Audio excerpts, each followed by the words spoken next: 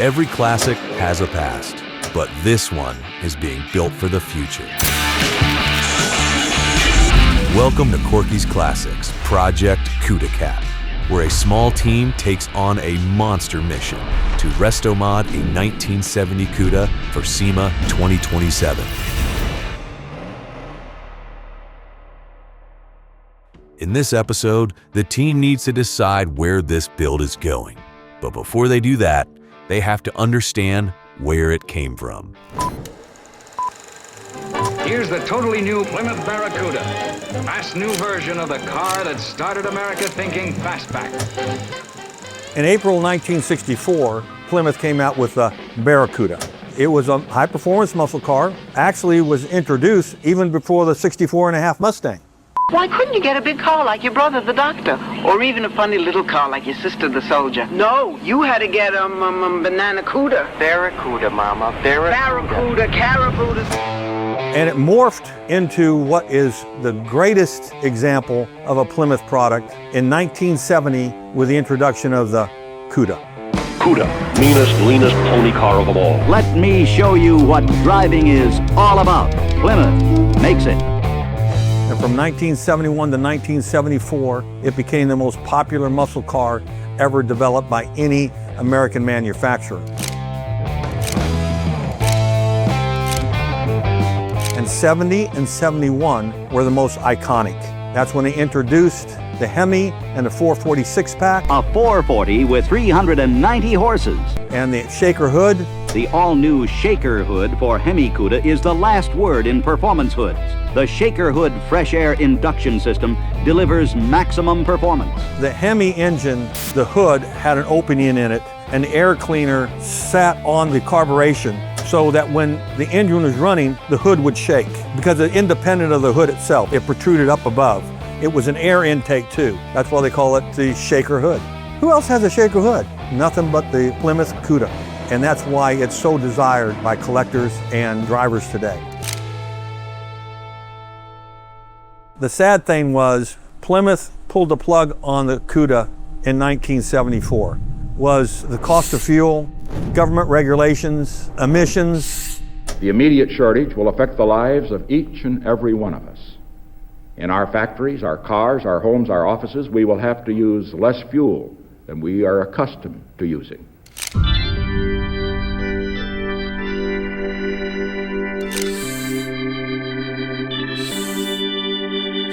All the manufacturers decided to get rid of the Hemi engine and the 440 big block engines, and it was a sad day. But that was what makes the 1970 and 71 Cudas so valuable and iconic, is because they were truly the master of the muscle car era. The 426 Hemi at 425 horsepower. Plymouth makes it. What's important before we start this project is for the whole team to understand where this car came from, its history, and where it's going to in the future. Just to give you an insight on this thing, I'd been looking for a 70 Cuda for years, but everything I ran into was a piece of crap. And then I got a call from a picker. He says, I think I've got the Cuda that you want. I said, you're kidding me. And this was in January of 2018. And it was one of those stories that you just couldn't believe. The house that I went to, which is actually across the border from Illinois, I mean, all I heard was cows mooing, tobacco barns and stuff like that. And the directions were not by streets, but go up the second dirt road and take a left, and then the gravel road, and you'll see a white house on the right. This is in tobacco country. You could hear the banjos playing when I pulled up to this house. It was a little small clapboard house. Went there, old lady comes out. And with the guy, Latham, guy named Latham, that had introduced me to it. I could barely see the Cuda. I could tell it was B5 Blue. It took us 3 hours to unload everything in the garage to get to it. But when I saw it, I knew it was what I wanted.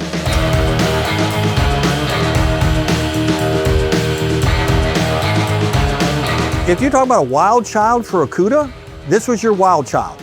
It had racing wheels on it. It had a history. I could tell it had been at the drag strip. They had 2 blown engines over here that he'd gone through, and had a 340 that hardly ran at all still in it. So he put, but it only had 48,000 miles. He would just race that thing. The guy's name was Mark Wilson. His wife was Elizabeth. He raced in Charleston, Illinois with this Cuda, blew up the 340 and put a 440 in it because the 340 was in shambles on the ground, but the car was in surprisingly good shape. The dash wasn't cracked. Remember we talked about dashes, they're cracked, they're not usable, and you can't find a replacement one. Vinyl top. He raced it till about 1980, and he was part of the Mopar gang that dragged Mopars in. It just spoke to me. Please take me out of this garage after 30 years. I knew right off as I got close to it that it was what I wanted, but I could see she was teary-eyed. But that was her connection to her husband who had died many years ago, and that had been in there 38 years. It sat in that garage like that, 38 years. So that's one of the stories. So I think we have an obligation to make sure that this thing lives again. You know what I'm saying? To me, that's important. It's just like you look around any of these cars, they all have a story. So there is a lot of history in this car. You know, the wife was very attached to it because of her husband. So we've got to do this car justice. It just spoke to me and take me home. It's kind of like adopting a pet, you know? It's like the puppy, you know? Oh, he's such a cute puppy. Sing to him at night, put him to bed, and then all of a sudden, I'm giving you a new engine.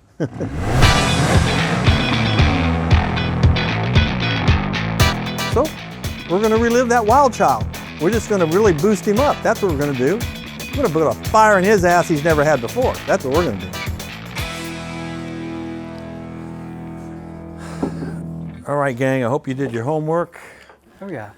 We've got to make a decision on this stuff. I need to know what everybody's non-negotiables are. I can surely tell you what mine is. I want it to be a sleek Cuda, but I wanted to make sure that it's orange because I love orange. I want it to be representative of Cuda as much as possible. I don't want to destroy the lines on the Cuda so much that it's not recognizable to anybody who sees it. So that's what I'm talking about. This car was originally B5 Blue, which is an iconic color for that car. I think stick with it, you know, do some slight modifications to modernize it a little more. So your scheme on this thing is basically to modernize it sculpturally as far as metalwork is concerned and the B5 Blue. Get rid of all the chrome. I agree. Yeah, get rid of the chrome. Get rid of all the chrome? But in 70 it was covered with chrome. Yeah, but we're doing a more modern version of this car. We're not building a 1970 Cuda. You probably want to take the rip rails off too.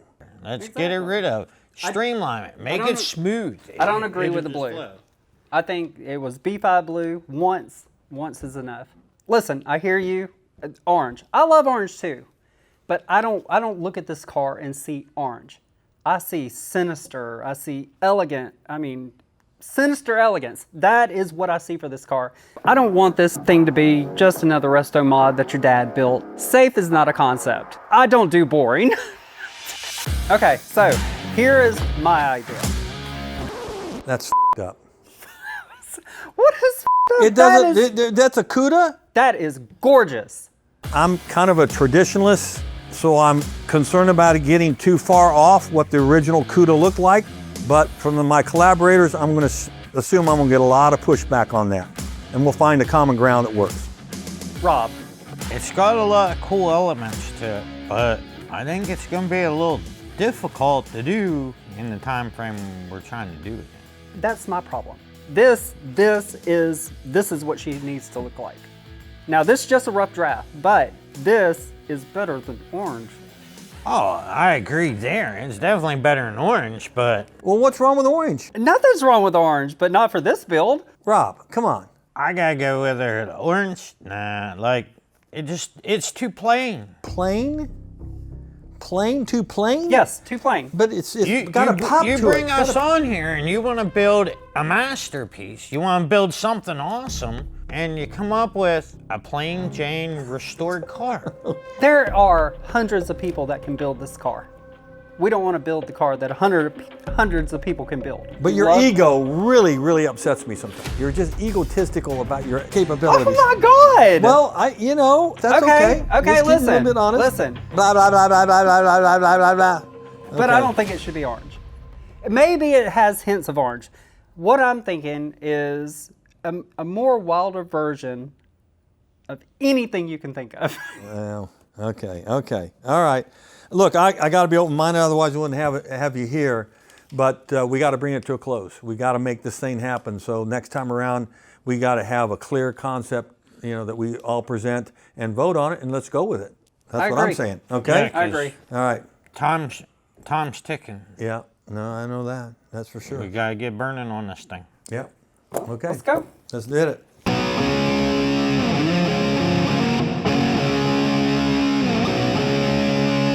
This is the dream car. It's my car that I'm building. In my generation, everybody wanted one of those. You just couldn't afford it for the most part. I still have vivid memories of seeing them on the road and say, damn, I wish I could have one of those. Now, many years later, I can afford it. I mean, the most important thing to get across to anybody who's watching is that we wanted to show that this is kind of a blue-collar approach. We have a small team of Rob, Kat, myself, and Adam that will be building this thing. It's not a big shop. We want people to be able to watch this and say, I can do this too. I don't have to shop of 50 people in a 100,000 square foot operation with $1 million of equipment to live my dream. So we're hoping that this reaches out to all those people that watch those shows but realize, I can never do that. We want them to say, hey, I can do this. So we need a kickoff dinner. So I want to invite you all downtown. We're going to take the Lincoln down, and we're going to have a little reveal. Sound good? Steaks and adult beverages. There you I'm go. down. Let's make it happen. We need to decide on a direction, or this is going to turn into 4 different builds. We can't build 4 SEMA cars in 18 months. We can build one really, really good one, but we'll get there. Next week we plan on sitting down, coming up with a decision. We got to lock it in because time is of the essence. Good. I know exactly what I bring to the table. Now, all these designs, I just hope whichever design we go with, we can get it done in the time frame we got to do it in. We're going to have dinner next week. We're going to lay our ideas out. We'll probably yell and scream at each other, and we're going to come up with a decision as to what this build's going to look like. This is my idea. 72. Surprise. Are we? Is this going to be a Halloween reveal? Oh boy, here we go. I think we ought to keep true to the heritage of the car. This is what I got. Holy sh**. All right, well, let's vote.